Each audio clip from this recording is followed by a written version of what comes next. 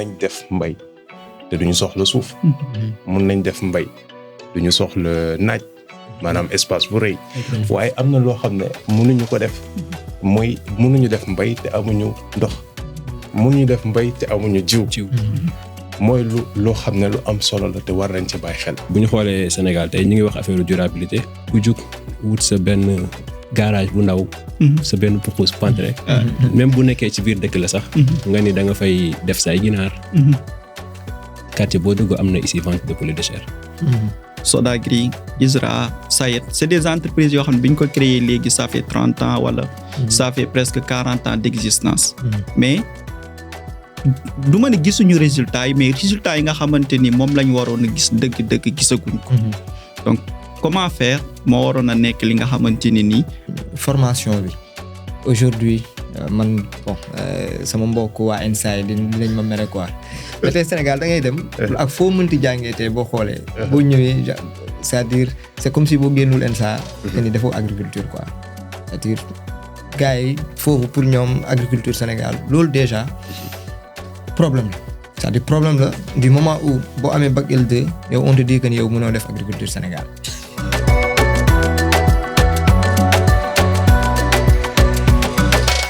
asalaamaaleykum mbokk yi ku nekk ñu ngi koy nuyu ci turam ak santam je me présente Malick Thiaw tey dañoo ñëwoon pour waxtaan ak yéen un peu sur l'agriculture sénégalaise donc table ji gis ngeen ni mu xaw a yànje tey dama fi indi ay analystes yu mag yoo xamante ne nii donc on va essayer de voir décortiquer un peu comme ni ma ko expliquer l'agriculture sénégalaise di doon benn podcast boo xamante ne nii sujet yu bëri incha allah bëgg nañ koy indi di ko waxtaane que ce soit des décisions au niveau gouvernemental que ce soit tamit des faits yoo xamante ni ñu ngi koy gis dans le secteur parce que depuis quelque temps on a constaté que le gouvernement actuel pour dire vrai donc daa def benn jéego bu am solo ci côté information côté aller vers les producteurs pour que suñu agriculture gën a suqaliku. Alors tey dañoo ñëw indi benn sujet concernant les piliers d'une agriculture durable au Sénégal dinañ wax au niveau organisationnel mais aussi dinañ wax un peu le rôle que l'État sénégalais doit jouer pour que cette agriculture-là reste durable reste donc une agriculture boo xamante ne tout ce qui est autosuffisance alimentaire d'ici peu de temps mën nañ koo atteindre. Je vais laisser mes invités wala je vais laisser mes analystes ku nekk def benn brève présentation après on va essayer entrer dans le sujet. asalaamaaleykum wa rahmatullah mbokk yi maa ngi leen di nuyu ku nekk turam ak santam ci kàddu gi Abdoulaye Sakho la di originaire de Aéré Lao du département de Podor dans la région de Saint-Louis nekk fii Canada au niveau du Québec. Di jàngee Université Laval def une maîtrise en agroéconomie donc kontaan bu baax a baax bokk ci waxtaan bi am yéene aussi vraiment partager ak yéen as tuut ci liñ xam ci mbay mi daal voilà. D'accord merci beaucoup Sakho donc dañuy jox kàddu gi Mohamed. salaamaaleykum mbokk yi ñu ngi leen di ziar kenn ku nekk di leen jox seen wàccuwaay maa ngi tudd Mohamed. di jànge Université Laval en maîtrise laata loolu maa ngi bëgg rafetlu initiative bi nga xam ne suñu mbokk Malick indi na ko tey fas yéene leen yaatal lépp li nga xam ne jot nañ ko am ci wàllum expérience ak ci wàllu jàng ba mën a doxal waxtaan bi incha allah. D'accord merci beaucoup Mohamed donc dañuy jox kàddu gu Falilou. ok jërëjëf maa ngi nuyu ku nekk ci yéen donc ni nuyu tamit suñu mbokk auditeurs yi di ñu déglu di leen xamal ne tamit kontaan trop toog ak sama nawle yi kii di Malick nga xam ne tamit bokk nañ ci benn organisation bu mag fii ci Québec ci wàllum agriculture kii di Mohamed Sylla jot nañu xamante jot nañ liggéey tamit ci yenn mbir yi ak Sakho nga xam ne yàgg bu ñu xamante waaye xam naa ne si lu bari si loo xam ne mu ngi si yëngu bu baax si agriculture donc je pense que tey jii mbégte la ñu toog di waxtaan si loo xam ne suñu réew la mais mu doon loo xam ne dafa soxal tey ñi ñu bari ndaxte nit ñi ñoo ngi siy wax ñu bari ñoo ngi siy dugg ñu bari ñoo ngi siy investir parce que yaakaar nañ mooy mbirum développement yaakaar nañ tamit moom mooy indi koom-koom parce que yaakaar naa ne aussi si wàllum gouvernement bi tamit ñoo ngi koy communiquer bu baax ñoo ngi koy xamal ne askan bi mooy lépp loo xam ne war nañ ci dugg te je pense que dafa soxla ñëpp parce que mbirum agriculture nekkul la nga xam ne rek genre pratique la wala da ngay produire di jaay mais dafa soxal am réew parce que li ko woykat yi waxoon maanaam ba si médecin bi sax moo koy dundal ba si jiitu réew mi ba si askan bi donc tey bu ñu waxul si mbay wala bu ñu organiser wu suñ mbay comme nuñ ko war a defee donc duñu mun a atteindre objectif yu bëri ñuy def donc moo tax kontaan ci trop la am ñëw teew ak yéen fii pour mun a waxtaan ak yéen si loolu. D'accord. Merci beaucoup sëñ Fallou donc gars di leen remercier aussi si présentation bi di remercier aussi le fait que suñuy téléspectateurs di leen remercier di leen wax tamit ne à chaque fois on va essayer di apporter ay numéro di indi ay numéro di waxtaan ak yéen si agriculture bi donc tey pour commencer dañuy poser gars yi question mais dañuy def benn discussion boo xamante ni tout un chacun de nous va apporter ses contributions li nga xamante ne nii par rapport ak li mu jàng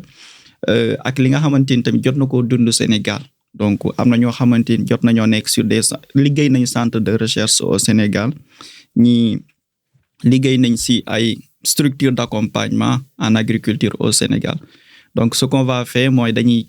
ubbi kàddu gi donc ku nekk contribution après voilà donc bàyyi gars yi wax seen xalaat xool au niveau organisationnel le rôle de l'État pour que quand même suñu agriculture doon benn agriculture bu durable donc comme yeneen pays yëpp ni mu ko fa nekkee donc gars yi kàddu gaa ngi noonu donc première partie bi abordé mooy donc une agriculture durable au Sénégal mais plus le côté organisationnel qu'en pensez-vous donc loolu ci xalaat lan ngeen xalaat ne tey mën na nekk peut-on dire opportunité mais aussi mën na nekk une contrainte wala des contraintes yoo xam ne moom moo tax depuis lors on n'a pas eu une autosuffisance. Effectivement bon Malick je pense que dafa am kàddu ji nga sànni muy kàddu bu am solo balaa ñuy dugg si wàllum organisation wala si wàllu structure mooy wàllum durabilité. Donc je pense que wàllum durabilité boo ko xasee ba yëkkati rek je pense que jot na askan bi tamit di si xam lan moo si war parce que boo waxee waxul durabilité mooy loo xam ne da nga koy def mu yàgg mais durabilité tey si wàllum agriculture boo jëlee définition donc si kàddu olof si nu ma ko waxee. muy nga sàmm sa mbay nga def li la war si sa mbay de telle sorte que nga mun si dundal sa askan. si teew mi mais tamit nga fexe ba li jontuwaay lépp loo xam ne mooy lu ñu yàlla jagleel lu ñu may pour mbay bi mu tax ne nga bàyyi ko de telle sorte que génération yi di ñëw ay génération future yi di ñëw ñu mun ko tamit jëfandikoo maanaam nga xool naka ngay sàmmee sa suuf naka ngay sàmmee maanaam sa jiw bi naka ngay aussi sàmmee sa wàllum yàlla lu mu la jagleel ngir ndox parce que tey jii boo jëlee bay mun nañ ko sukkandikoo si ñeenti piliers maanaam si wàllum ndox si wàllum suuf si wàllum jiw mais aussi nga am espace maanaam su ma waxee espace damay sukkandikoo tamit si naaj si ngelaw si maanaam si bàyyi may moo xam ay lëppaalëpp la moo xam picc yi ndaxte ku si nekk moo ngi participer si agriculture ndaxte tey jii loolu yëpp maanaam lu yàlla bindu loolu yëpp si ay mbindeef yoo xam ne xëy na ñu si bëri duñ si bàyyi xel mais ñoo ngi siy def rôle bu mag si wàllum agriculture donc loolu jot na je pense que également que nit ñi xam ko sénégalais xam ko donc tey jii tamit boo xoolee ay système yu bëri ñoo ngi avancé parce que tey jii mun nañ def mbay te duñu soxla suuf mun nañ def mbay duñu soxla naaj maanaam espace bu rëy waaye am na loo xam ne mënuñu ko def mooy mënuñu def mbay te amuñu ndox mënuñu def mbay te amuñu jiw mooy loo xam ne lu am solo la te war nañ ci bàyyi xel donc je pense que bu ñuy wax tey si wàllum pilier de l'agriculture si wàllum durable war nañ xool tamit saytu naka la ñuy gérer suñu ndox mais naka la ñuy gérer suñu jiw maanaam si wàllum boobu donc tey jii bu ñu jëlee ndox bi ministère yu bëri ñoo ngi yëngu su ndox bi tey jii boo jëlee ministère de l'agriculture bokk na si yëngu si ndox bi si wàllum agriculture. D'ailleurs je pense que récemment bu ñu jëlee discours président Bassirou Diomaye Faye ñoo ngi lancé encore un autre programme si wàllum 2006 bi di wax si wàllu les grands transferts de l'eau. Je pense que noonu lañ ko tuddee su ma juumul. Et que si biir tamit ñoo ngi wax si ay jéego yu mag maanaam dugal si plus de 50 milliards pour wàllum ñu mun a am presque 1,8 million de mètres cubes su ma juumul si chiffres yi si loolu. Donc loolu ay jéego la maanaam ay jéego yu baax la yoo xam ne effectivement donc mun nañ ko ne donc si yoon bu baax lañ ko teg. Mais beneen bu am tey jii boo xoolee si wàllum ndox bi am na yeneen structure yu bëri yu si yëngu comme SAED comme yeneen ak yeneen mais lu si ëpp am solo tey jii naka suñu baykat yi di gérer ndox boobu naka suñu gouvernement di intervenir si wàllum gestion ndox boobu tu vois. Donc gestion ndox bi la plupart nit da nga gis noonu boo xam ne bu defee tool lu mu njëkk a xalaat mooy gas teen wala def forage mais loolu tamit est-ce que dina wëy parce que tey jii ñoo ngi dégg si problème salinité des sols. lu waral lool parce que bu ñu defee mbay boo xam ne maanaam intensification bu ñu wax xaw ma nuñ koy tuddee si olof. Donc bu doon loo xam ne c'est-à-dire souvent dañuy utiliser ndox bu bëri dañuy pomper nappe bi te nappe bi boo ko pomper lu koy charger mooy taw. te taw bu amul tey jii nappe boobu boo ko pomper loolu mooy indi tey yeneen ndox yi lu mel ni géej boo jegee géej day dugg si biir nappe bi. mooy indi problème de salinisation bu ñuy dégg maanaam ndox bi day am xorom. xoolal maanaam ndox bi day xorom maanaam suuf si day xorom. tu vois donc loolu noonu tey jii war nañ ci bàyyi xel effectivement te je pense que sénégalais yu nekk ci secteur bi yëpp ils sont conscients de ça sama mbokku chercheurs yi sama mbokku institutionnels ñu si bëri ñoo ngi si yëngu tey da ngay dégg ñu si wax lu bëri am na tey jii sax relancer nañ ay programmes de salinisation mais est-ce que am nañ technique suffisant ak moyen de suivi suffisant pour permettre cadrer secteur boobu parce que tey jii boo xoolee sax même au niveau de la banque waaw banque africaine de développement lu bëri ñooy def yenn financement mais au niveau des rapports de la banque mondiale da ngay gis sax ñu naan luy limiter loolu mooy wàllum coordination entre ministères yi parce que ministère de l'agriculture day intervenir ci ndox bi nga jël ministère de l'hydraulique day intervenir ci ndox bi ministère de l'environnement sax day intervenir ci ndox bi léegi finalement c'est vrai sur les textes dañ lay wax carrément ñii ñooy délivrer autorisation pour def forage gas mais secteur bu nekk dañoo war xam ban quantité de forage lañ fa mun a gas ban quantité ndox lañ fa mun a jël pour mun a régler secteur bi bon bref entre guillemets. Donc mu doon loo xam ne tey jii war nañ ko xalaat bu baax waaye su ma waxee waxu ndox tamit je pense que ndox bi bokk na si ñun ñu koy jëfandoo mais tamit du ma wax rek ci wàllum agriculture mais dinañ ci wax tamit ci wàllum élevage aussi la mi toog mi je pense que moom sax xëy na mooy si ko xam-xam vas-y c'est là jërëjëf Falilou ci indi contexte bi ñu posé nii muy lu jëm ci durabilité ak nan la ñuy def ba bay bi ñu nekk di bay nii mu doon bay bi nga xam ne day teewal tey waaye day teewal ëllëg fi nga may joxe mooy fi nga xam ni yaa ngi doon wax ci wàllu ndox daanaka doon na lu nga xam ni ressource bu vital la bu nga xamante ni ko garab yi ak gàncax bi soxlawee noonu la ko bàyyi may soxlawee waaye daf ci am lu gën a particulier li nga xam ni daanaka bay bi moo koy transférer càmm gi suñu xoolee façon bi ñuy defee bay laajum intensification bi ñu bëgg ak production bu yaatu day waral ñu utiliser yenn affaire yi ñuy woowee engrais yooyu ak yi ñuy woowee pesticides yi dàq lépp li nga xam ni luy yàq tool yi la loolu mooy demaat ba ci napp boobu noonu nga xam ni càmmkat bi bu demee dem ci forage am pomper ndox bi ndox boobu lay jox bàyyi may mooy waral bàyyi ma boobu noonu bu ko nit yi utiliser waatee ci wàllum yàpp wala ci wàllum meew ngay am ay résidus de pesticides yu demaat ci nit ñi ba waral sax yenn feebar yu bëri yi am tey yu ñuy woowee ay yenn cancer yi ak yenn malformation yi yenn xale yi di judduwaale ci ndox boobu noonu nga nekk di leeral nii foofu lay jógee donc organiser affaire bi d'une façon à pouvoir sax bañ a yem ci ñan ñooy gas forage comme ni nga ko nekkoon di tàmbalee waaye xool ba yan outils yi ak yan produits la ñuy utiliser ba war a mën a sàmm ndox boobu nga xam ni moom la ñuy utiliser ci wàllu càmm gi loolu day doon lu nga xam ni lu crucial la lu nga xam ni dañ ko soxlaa encadrer ba mën a éviter yooyu noonu nga xam ne da ciy jóge yëpp lu gën a sore loolu yemul ci ndox bi kese ni nga koy accéder mais ak fan nga koy war a mën a am par exemple tey nit mën na am xalaatam ni maa ngi dëkk booru Kaolack xalaatam jox ko mu def sàmm mais est-ce que foofu adapté na sàmm bi mu bëgg a def dox na pour foofu ak yan ñooy enjeux yi ak ban xeetu élevage la fa mën a def ak ban la fa mënul def parce que yemul ci ndox bi kese mais bu ñu xoolee Sénégal tey ñu ngi wax affaire durabilité ku jug wut sa benn garage bu ndaw sa benn puxus pantre même bu nekkee ci biir dëkk la sax nga ni da nga fay def say ginaar quartier boo dugg am na ici vente de poulet de chair mais ginaar boobu noonu ñuy dëkkal ci biir dëkk bi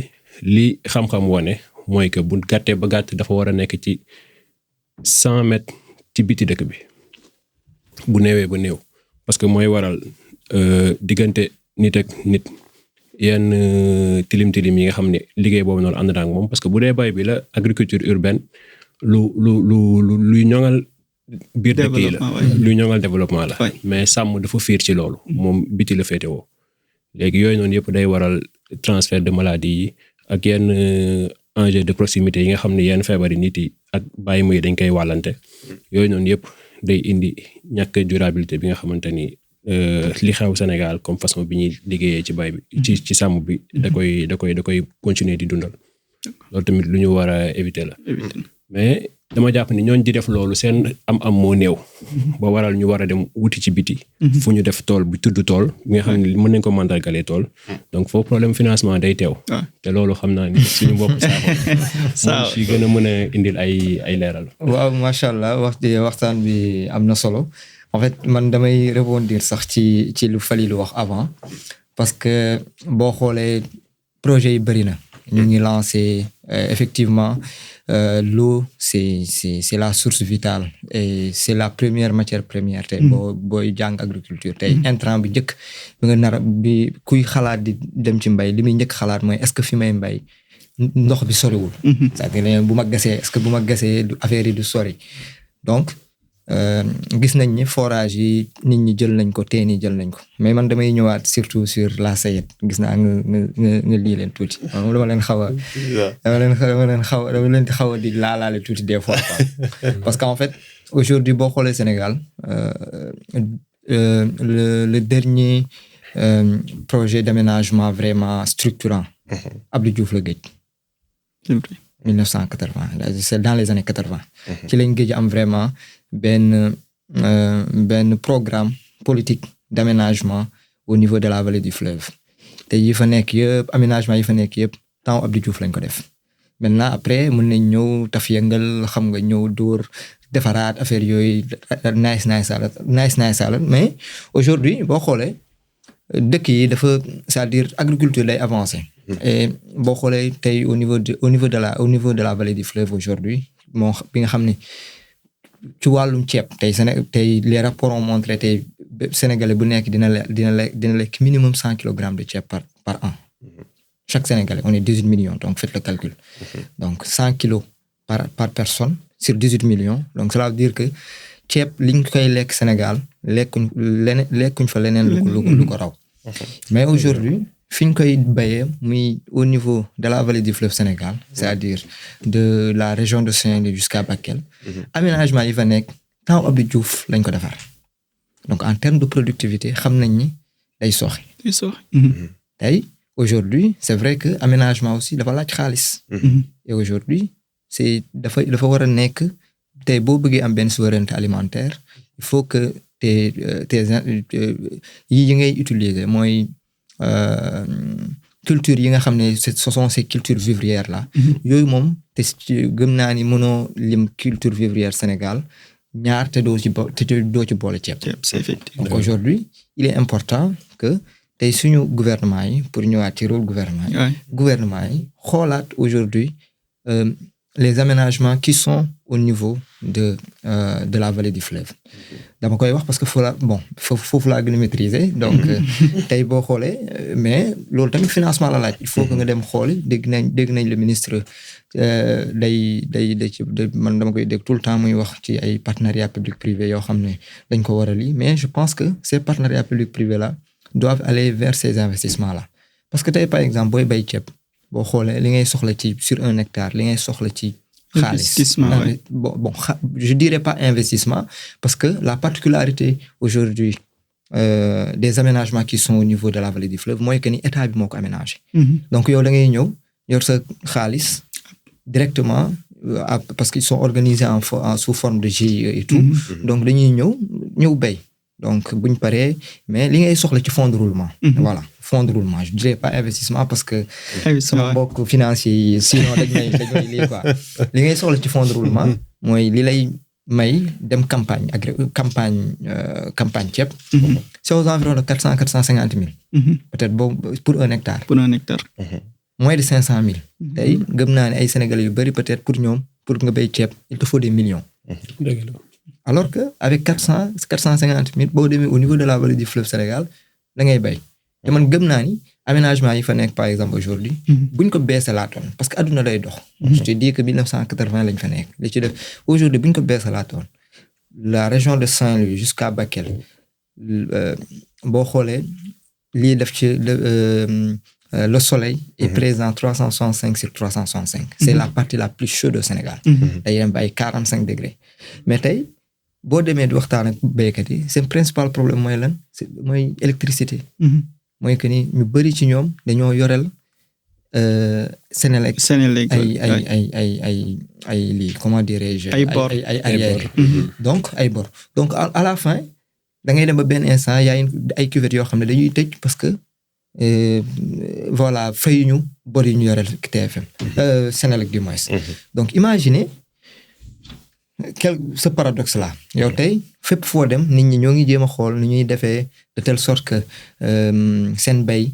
ñu génnee ko ci courant yóbbu ko ci naaj yow yaa ngi am naaj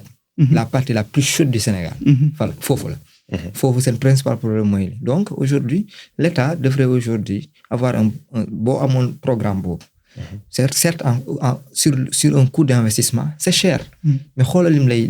lay lii aujourd'hui la balance commerciale du Sénégal boo réglé woon le déficit que tu cherches à l'extérieur sur le riz day wàcc donc day am benn effet économique te les villages environnants et le monde rural da nga fay créer économie boo xam ne day tax nit ñi duñ jóge monde rural boobu di dem Dakar sur 1 hectare daf ci mën a am vraiment benn rendement boo xam ne da koy permettre mu dund et la vie dans le monde rural est beaucoup moins chère sur la vie à Dakar donc yooyu yëpp buñ ko boolee da ngay xam ni potentiel baa ngi fa programme yaa ngi fa peut-être envie baa ngi fa mais vision yi dafa éparpillé donc il faudrait que suñu finance agricole la façon dont nous finançons dont l'État finance par exemple faut que ñu jéem koo xoolaat recentrer ko et aussi faire l'audit de ces institutions agricoles là muy la SAED la SODAGRI l'ANCAR et tout ok ils sont là depuis maintenant faisons l'état des lieux xoolaat est-ce que en termes d'efficacité d'efficience ils le sont vraiment donc yooyu yëpp bu ñu ko xoolaatee je pense que dina tax ñu def vraiment un très bon en avant et permettre vraiment à ces entreprises là d'être indépendant parce que man dama gëm ni suñu mbay warul nekk mbay boo xam ne dafa dépendre ci état mën na pousser mën na propulser c'est les dépenses fortes comme les investissements que je dis loolu peut-être day metti ci nit ñi mais état da koy def bu paree toog seetaan c'est-à-dire que tey mu jaral nit jóge Canada mën a ñibbi dem Fouta wala dem Casamance wala dem Diourbel xam nga mën a toog vivre sa vie paisiblement yor sa oto yor sa liste parce que damay dégg benn borom xam-xam di ko wax mu ne agriculture aujourd'hui métier la te métier bi ñu war a jàng la mais Sénégal dañ ko c'est-à-dire pour ñoom agriculture nit waru koo jàng alors qu'aujourd'hui fi mu toll nii boo ci bëggee am li war dëgg da nga koy jàngi théoriquement pratiquer ko tamit. quoi. Ok. Voilà, c'est ça. Merci beaucoup gars yi. Donc ça c'est vraiment intéressant seen intervention. Donc man par rapport à si sujet bi. Donc man côté organisationnel laay gën a wax. Côté organisationnel du ma wax ne dara defaguñ dara. mais am na lu bari loo xamante dafa des. man je me disais que ce gouvernement bi mu ñëwee côté boobu tamit du ma ne def na ko du ma ne defu ko mais côté boobu je me dis que ça devrait être fait. mooy état des lieux bi nga soulever léegi. Sodagri, ISRA, SAED c'est des entreprises yoo xam ne bi ñu ko créé léegi ça fait 30 ans wala. ça fait presque 40 ans d'existence. mais du ma ne gisuñu résultats yi mais résultats yi nga xamante ni moom la ñu waroon a gis dëgg-dëgg gisaguñ ko.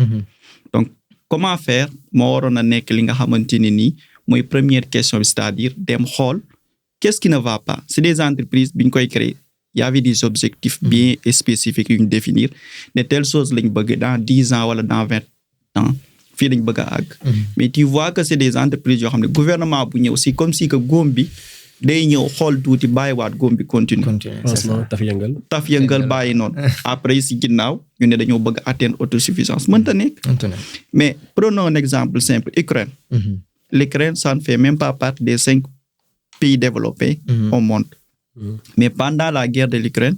gis nga impact bi mu am sur le prix du maïs wala des grandes cultures lépp a augmenté. et comment fait-il que ce petit pays là pas ce petit pays mais un pays comme le Sénégal am na ndox am na soleil ñu ne am espace ñoom il arrive à avoir un impact sur le marché mondial sur le marché alimentaire. Le Sénégal n'arrive pas à avoir un tel impact. donc il y a un problème organisationnel. des fois damay wax ne man je ne vois pas un problème financier je ne vois pas un problème plutôt de semence wala ndox y en a tout mais Sénégal vraiment pour dire l'organisation y en a pas. FIDAK mooy froid bi am. xoolal y a combien de producteurs ñoo xamante ni dañuy def produire riz. 30-40 producteurs ñuy produire riz. même culture dans une même zone. mais loolu faute la. parce que l'État ce qu'il doit faire peut-être pour donner un peu moins. Ces producteurs-là ils sont nombreux mais organise-les autour d'une seule coopérative. soo leen organiser autour d'une seule coopérative premier élément bi ñuy am en commun mooy ñoom dinañ mën même bu dee banque sénégalaise yi mënuñu leen di financer mais à l'international dinañ mën a présenter seeni coopérative ba pare mën a am ay financement comprendre. deuxièmement mooy dinañ mën a am une structure de gestion c'est-à-dire tey dinañ mën a am économiste dinañ mën a am agronome dinañ mën a am des personnes yoo xam ne dinañ leen gunge si wàllum développement durable. su defee dañuy am benn structure boo xam ne même si que su fekkee dañuy dépendre de l'État sax mais dinañ mën a demal seen bopp. comprendre. léegi loolu lépp boo xoolee au Sénégal dans le secteur agricole y en a pas. tu vois des coopératives yoo xam ne dañuy nekk 2000 producteurs mais amuñu kenn ku leen mën a gunge. c'est-à-dire 15 ans wala 5 ans après da ngay gis dañuy tas. effectivement. suñ defee un peu contexte boo xoolee le gouvernement de Abdou Diouf ñoo ñëpp bi ñëwee première chose yi ñu implanté c'était des coopératives. mais 30 ans après coopératives yooyu mënuñoo dem. qu'est-ce qui se passe nit ñaa ngi fi bëgg nañ mbay mais problème moo nekk problème de gestion lañu am problème de gouvernance comprendre donc tout ça man pour conclure un peu man je me dis que ni côté gouvernance des coopératives bien boo ñu def ay coopératives mais gouvernance bi moom moo ëpp solo. effectivement Malick par rapport ci li nga wax en fait en réalité mooy gis nga boo xoolee Sénégal informé lañu sonal. Va aujourd'hui au niveau toujours au niveau de la vallée. En fait tout y est changé. mais en réalité organisation yaa ngi fa. par exemple il y a les producteurs de riz s'organisent en GIE. mais ces GIE-là sont organisés en union des GIE. mais malheureusement seen biir dañuy jël kenn def ko président jël kenn def ko trésorier def ko lii et tout donc fekk jànguñu. buñ dem wuti ressources extérieures. en plus da ngay xool ne ces dirigeants là du question mën nañoo jàng sa mën na yor xaalis mais gestion. non c'est ça en fait jàng bi mooy li ma la wax sànq c'est-à-dire jàng bi mooy jàng agriculture. c'est-à-dire métier là en fait. c'est-à-dire c'est comme le médecin. mën nga jàng c'est pas que parce que jàng arabe wala jàng alxuraan wala jàng nga école que forcément tu peux être médecin c'est la même chose que agriculture boo ko jàngul tu peux être un gestionnaire de ces organisations agricoles là boo demee ba ci biir day am un problème te soo xoolee li ci gën a bëri seen problème le problème financier détournement de fonds parce que amul c'est-à-dire maintenant man foofu laay woowee par exemple lu mel ni SAED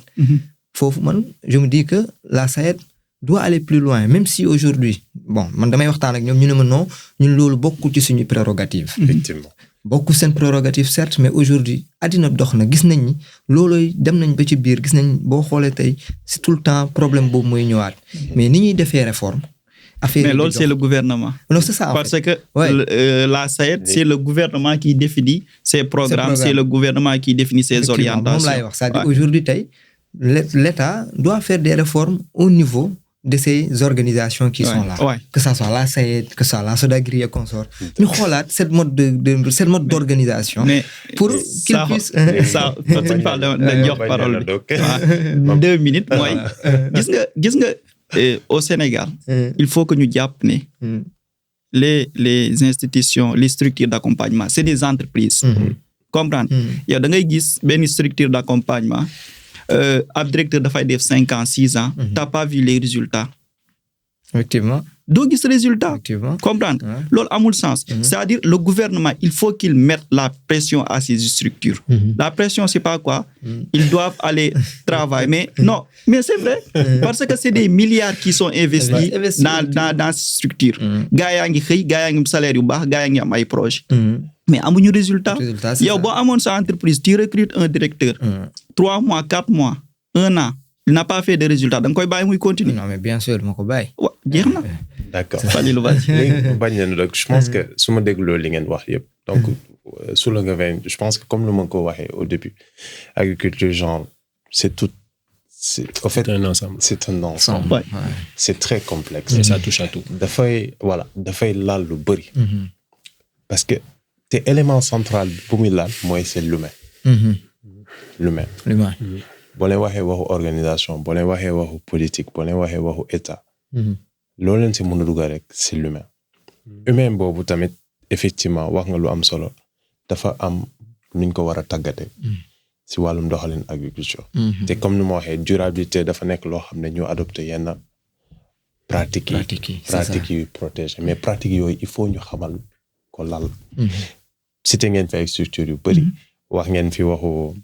problème de détournement financier et cetera tout ça mais loolu yëpp lan moo koy indi te je pense que Malick souligné ko wàllum dafa am boo waxee waxu coopérative ñaar la. dafa am entreprise am association. souvent dafa am modèle yu bëri ñuy copier à l'extérieur. te duñ ko adapter suñu contexte. te aujourd'hui je pense que ñoo ngi redéfinir encore les coopératives. ñu ngi leen di bëgg dugal dans un ensemble pour mun a dérouler yenn programmes yi encore. et je pense que programme yooyu aujourd'hui on a vu aussi problème financement ñoo ngi koy am. on a si actualité yi tout le temps ñoo ngi dégg problème FMI Sénégal FMI Sénégal xëccal dem bay mais man tey jii le plus important mooy coordination bi xam nga mënuñu jël benn secteur comme ni ngeen ko waxee sànq yaa ngi tudd waa SAED du seen prérogative effectivement parce que da ngay jël ministère boo xam ne da ngay gis benn secteur boo xam ne 10 ministères ñoo si intervenir wax naa ko sànq boo jëlee wàllum ndox bi ministère bu nekk am na si benn pàcc des fois sax day am chevauchement de compétences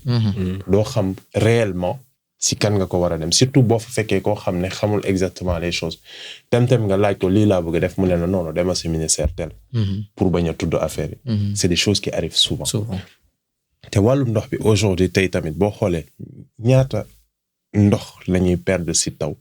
inondation yaa ngi wax problème Matam problème électricité solaire bi mais beneen problème bi mooy c'est les inondations effectivement oui parce que boo waxee panneau solaire nga wax tamit inondation c'est-à-dire il faut nga aménagement territoire de telle sorte que loolu day ànd mais ce qui fait que aujourd'hui au ministère ils ont un programme de mettre en place des bassins de rétention pour agriculteurs mais depuis quand non xaaral mais le problème c'est que y a beaucoup qui sont pas informés si loolu ak programme bi nu muy demee loolu tamit dafa am problème d'information au niveau des personnes au niveau des acteurs ak inclusion également des acteurs sur le déroulement des programmes loolu tamit il faut ñu xam ko soo gisee ma wax la loolu jëlal le cas aujourd'hui suñu bassin de rétention même en ville agriculture urbain si la wax na ko sànq bassin de rétention saa yi bu ñu ko defee rek pour régler problème inondation après jël ndox boobu yóbbu ko géej je vous donne l'exemple de Cambérène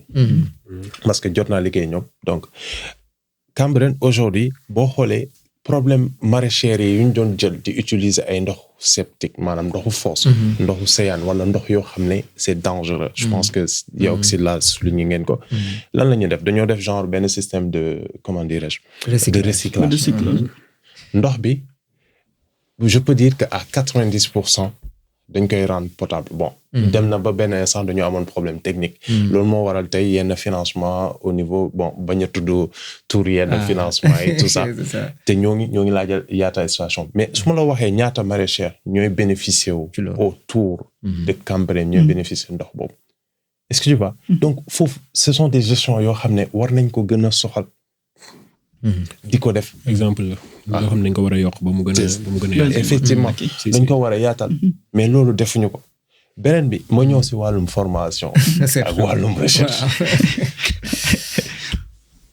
non seulement ñoo ngi perdre des ressources humaines yu si bëri da ngay gis koo xam ne day am xam-xamam jàngi ko feneen tout ñëw Sénégal mais du fa bëgg a toog parce que condition yi la il faut ñu travailler loolu beneen bi wàllum formation yi ñu am tey day disparaître avec l'avènement de l'IA te nit ñi war nañ xalaat ban genre formation lañ mun a teg pour mun a doxalee loolu c'est ça wàllum recherche financement c'est la grande question mooy lépp mais man am na bataaxal bu ma jotoon bind yónnee ko ministère bi pour xamal ne en fait doomu sénégalais yi sax mën nañu financer parce que tey da ngay gis doomu sénégalais yu bari ñu nekk bitim réew ñu nekk sax ci biir réew mi bëgg am fu ñu financer mais duñu xam fan la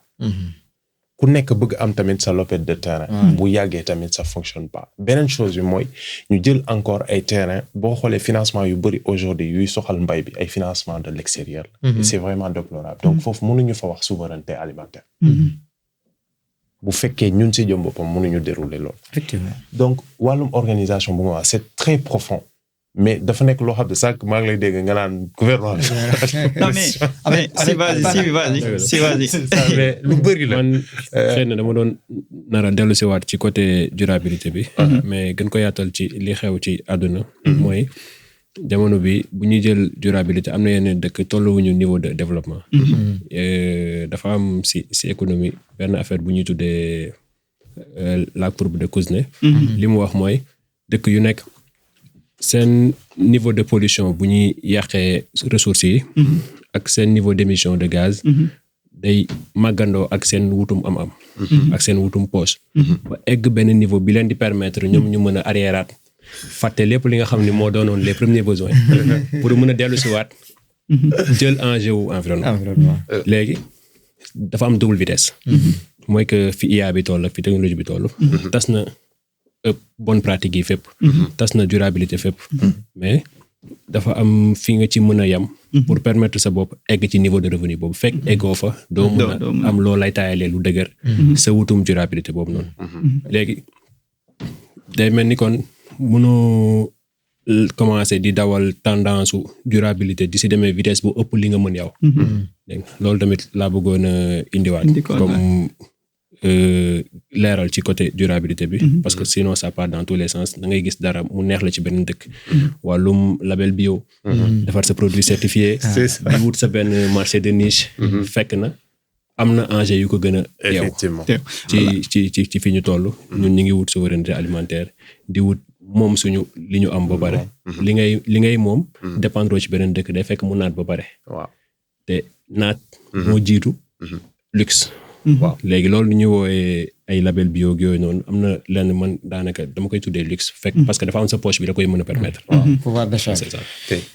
comme li nga wax rek dugal ci proverbe bi maanaam balaa ñuy xam ne xaalis kenn du ko lekk ñu dem ba dootuñu amate lu ñuy lekk wala di ko fay. vas-y Sao. gis nga merci Fadilou ci proverbe bi. Je pense que ça résume clairement ce tour de table là. Mais gis nga tey boo xoolee formation bi aujourd'hui man bon sama mbokk waa Inside dinañ ma mere quoi mais tey Sénégal da ngay dem ak foo mënti jàngee tey boo xoolee boo ñëwee c'est-à-dire c'est comme si boo génnul ENSA que ni defoo agriculture quoi c'est-à-dire gars yi foofu pour ñoom agriculture Sénégal loolu déjà problème la c'est-à-dire problème la du moment où boo amee bac L2 yow on te dit que ni yow mënoo def agriculture Sénégal c'est déjà un problème parce que tey boo xoolee tey fii nekk nii da ngay gis ñoo xam ne c'est des gens man je connais des gens yoo xam ne sont des Sénégalais qui ont quitté le Sénégal qui sont venus ici au Canada mais tey ils font des cours des formations sur l'analyse de la consommation sur l'analyse sur les sciences de la consommation et tout et pourtant mais Sénégal boo demee di nga gis koo xam ne bac L2 la def au lieu que nga pousser ko ci loolu par exemple ay marketing lay def général marketing général alors que bu paree kooku ngay jël pour mu defal la je sais pas le marketing agricole alors que marketing général bi boo demee ay 4P lañ lay jàng ak ay affaires yooyu genre nous tous on a fait une formation ñu jàng Sénégal un peu gis nañ ni pratiquement ça revient c'est toujours de la littérature qu'on nous donne mais fii da ngay ñëw c'est des données c'est-à-dire kii def marketing fii bon plus ñoom dañ koy def ay duñ ko wax marketing mais boo xoolee cours yi c'est plus du marketing mais en fait lépp ci données lañ ko teg sur des données quanti et des données quali et que Sénégal man côté boobu noonu dafa am benn question boo xam ne je me pose est-ce que au Sénégal le modèle agricole ban modèle agricole moo fa nekk est-ce que c'est un modèle agricole familial ou pas familial en fait nous c'est aujourd'hui pour ñu def bref rek benn 2000 voilà 90% de nos agriculteurs sont des paysans c'est-à-dire on a une agriculture paysanne mais suñu problème mooy suñu état yi dañuy ñëw Canada gisu dara affaire yi neex leen ñu bëgg jël loolu yóbbu ko boo ko yóbbu je pense peut-être temps bi duñu ko may mais je pense qu'il faut aussi s'il ñëwaat ñu par exemple ci ANIPEL par exemple boo ANIPEL modèle agricole sénégalais bi est-ce que c'est un deru gaynde doo ko lal di ci julli donc doo ko collé ci deru xar nan da ngay rafetal ak da ngay am noo ko defaree mënu nekk am na lim ma relancé nii muy programme ANIPEL bari na programme yi nga xam ne dañ koy yëkkati fekk dañ ko jéggaani loo xam ni daanaka àndul ak yow say réalité wu dëkk ay perte kese nga si jëlee dañuy dem jël ay yeneen race yi nga xamante ni seen exigence li ñu soxla ci wàllum environnement ak yooyu noonu mayu leen ñu mën a subir li nga xam ni moom la suñu dëkk am comme ay réalité de climat après boo ko indee production bi nga ci soxla woon day sooxe loolu benn la ci mais li gën a nekk problème mooy que perte yi nga ci am en termes de survie sax nag yooyu dañu dul dund faf te li doon important mooy nga war a bañ a soxla chaque année nga dem di ko jëndiwaat mais nga li dundul du reproduire donc da ngay créer benn dépendance su dem chaque année di ko jël si waat te bu ñëwee li nga si soxla faju ko mais ay perte la lay jox mais si prochainement dinañ revenir si beneen question moo nekk question ces mêmes programmes là se répètent d'un gouvernement à un autre et on n'a pas vu un rapport ou bien un document officiel qui nous dit que ne lii moo nekkoon objectif bi lii lañ atteindre lii moo nekk les pertes et que chaque ministre bu ñëwee day dem jëli ay nag indi dem jëli ay tracteur indi Falilou Vaz wax na fi lu am solo muy wàllum semence bu ma bëggoon ñëw c'est vrai dépendance bu muy wax loolu c'est très grave te imaginer bu ñu xoolee ñun semence yu ñu gën a liggéey au Sénégal mooy wàllum ceeb wàllum céréales wàllum culture vivrière mais lépp loo xam ne légumes la yenn semences yi au fait ay variétés hybrides la ñuy jël di ko multiplier mu doon loo xam ne je pense que xëy na duñu tey jii waxtaan bi duñu may ñu yaatal ko mais mu doon lu am solo loo xam ne war nañ ci gën a waxaat. c'est très dangereux. balaa ngay wax souveraineté alimentaire sax da ngay wax souveraineté de semence. non mais ministre bi sax souveraineté de semence ñu si def ay programme mais juste par rapport ak modèle agricole bi. waaw léegi modèle foofu laa doon ñëw modèle agricole bi moom ñoo wax agriculture paysanne tey jii boo jëlee suñu agriculture familiale à 80%. parce que famille yu bëri ñoo ngi siy dund en réalité mais beneen aspect bu ñu war a xam suñu agriculture pluviale moo tax gis système d'irrigation yi am maanaam terre irriguée yi am solo parce que agriculture boo xam ne nawet ba nawet la lu si ëpp maanaam si lu ñuy dundee te gis côté boobu tamit suñu kiiw alimentaire bi dañ ko war a xoolaat tey café Touba bu ñu gën a fës au Sénégal mais café Touba lu koy defar yëpp jiwuñu ko Sénégal c'est vrai te pourtant ça a été testé mën na dox Sénégal lu ñu mën a bay Sénégal mais jiwuñu ko Sénégal Côte d'Ivoire ak Guinée lay jóge effectivement il faut nit ñi xam loolu aussi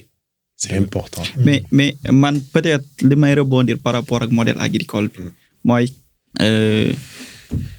pour question boobu noonu peut-être benn yoon dinañ si ñëw mais man je me dis que c'est une question qu'on doit se poser en tant que des chercheurs des personnes yoo xamante ne ni ñu ngi si dans le domaine mooy est-ce que le modèle agricole familial existe toujours mais bien sûr mais pourquoi man question boobu je me dis que ça existe mais